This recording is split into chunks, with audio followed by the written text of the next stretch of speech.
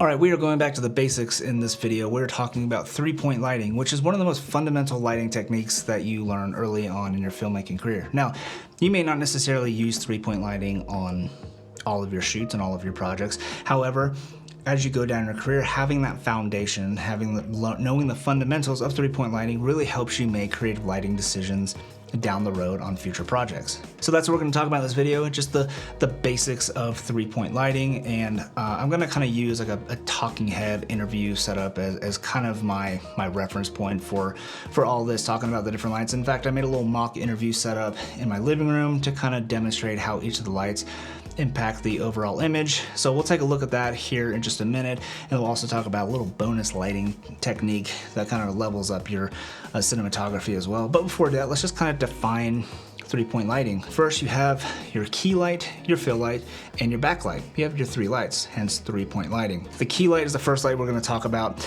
and that is your main source of light typically. So again, we're talking about an interview. For a key light, that's going to be your biggest light source. Typically, you're going to have a really soft light source because it's more flattering on skin tones, and you typically want to have it maybe at a 45-degree angle off of from your talent and your camera, and maybe lift it up a little bit and 45 degrees down. That's kind of a general rule of thumb, but every situation is different, and that's kind of as you progress through your filmmaking career, you're kind of experiment and kind of find different ways. Anyways, I digress. Your key light is going to be your soft light. Typically, that soft light is going to be more flattering on skin tones, and the shadows are much more pleasing.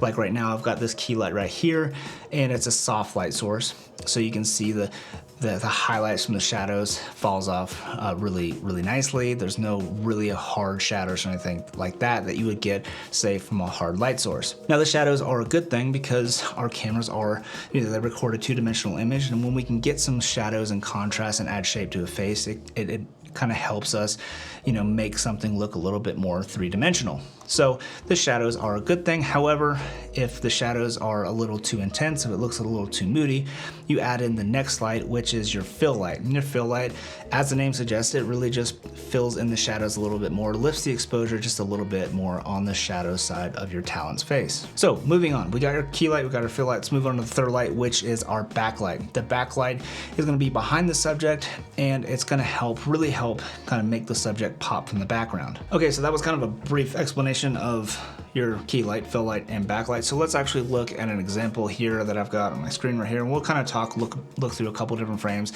and show you how each of the lights affect the overall image. All right, so the first frame right here, we have our frame without any of the lights on at all. And I want to emphasize this: when you're setting up for an interview, you want to make sure that you're getting your frame and all that first before you set up any lights. And when you're setting up your framing and everything, take a look at your room and the environment of your room to see what natural and artificial light sources there are. Now, if there are artificial light sources that are outside of the frame, go ahead and cut those off, like your ceiling light, any cam lights or anything like that are not visible. Go ahead and cut those off so you can have complete control of the light. If you have any practicals in the room, we'll place the practicals somewhere where it might make sense that you could use to motivate that light. And then look at natural light.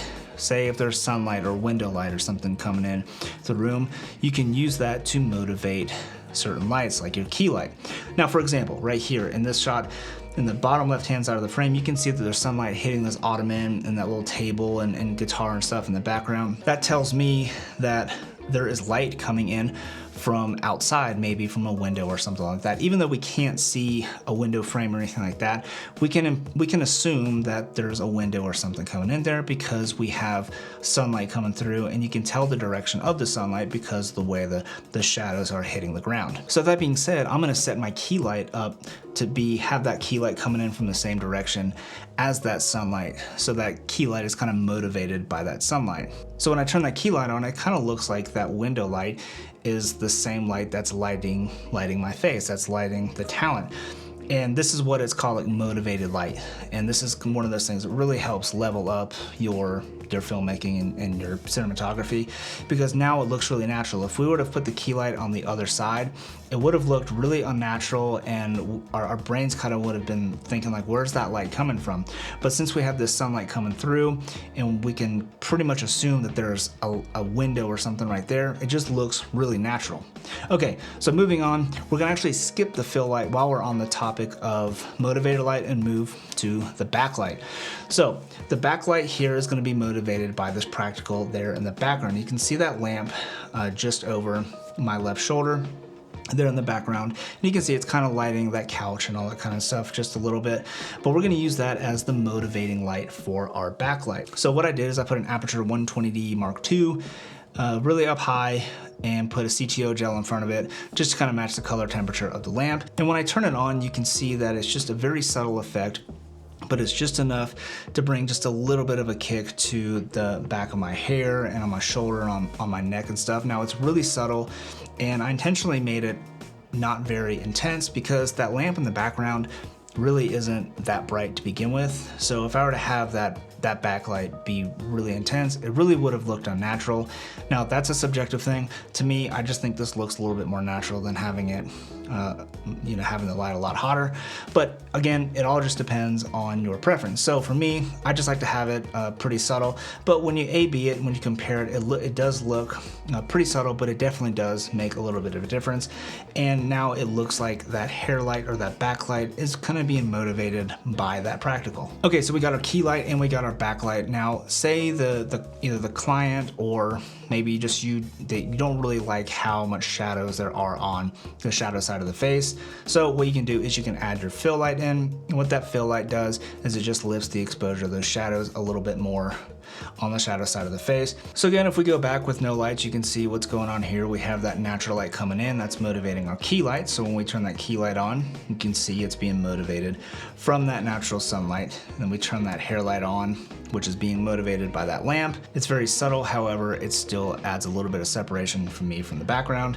And then if you want to add a fill light in, you add that in just to lift those shadows a little bit more. So I hope that was useful to you. I tried to breeze through it just to kind of keep this video as brief as possible.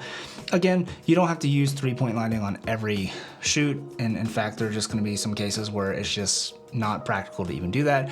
Take, for example, an interview where you're trying to keep the talent's identity anonymous. Well, you're not going to use a key light or a fill light there, because if you add any light to their face, well then that kind of defeats the whole purpose of being anonymous, unless you like blur their face out or something. But if you're trying to do a silhouette type thing, well, you know that if it's going to be like a dark environment, that backlight's going to be really helpful to separate them from the background and even help maybe even silhouette them a little bit more. With fill light, maybe your key light is reflecting off a wall or something, and it's adding a little bit of fill to your talent, and you don't want to have that. You want to have it looking really moody. Well, instead of using a fill light, you can use something called negative fill, which is a form of fill. And instead of adding light, you put this black cloth like duvetine or something, and it absorbs that light, and instead of reflecting light back to the face, it absorbs any light so that no light's reflected, thus creating much more contrast and even darker shadows on the shadow side of the face. All right, well, I'm just gonna wrap this video up now. I hope you found it helpful, useful, anything like that. If you did,